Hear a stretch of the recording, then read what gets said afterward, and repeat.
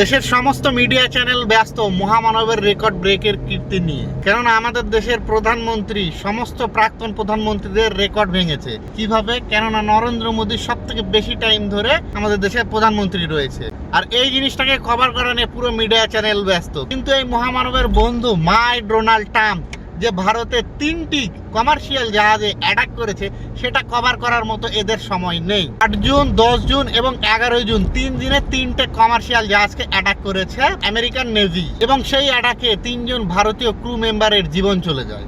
আমাদের দেশের মিডিয়া চিল্লাই বলে আমাদের দেশের প্রধানমন্ত্রী 56 ইঞ্চি সিনা, 56 ইঞ্চি সিনা।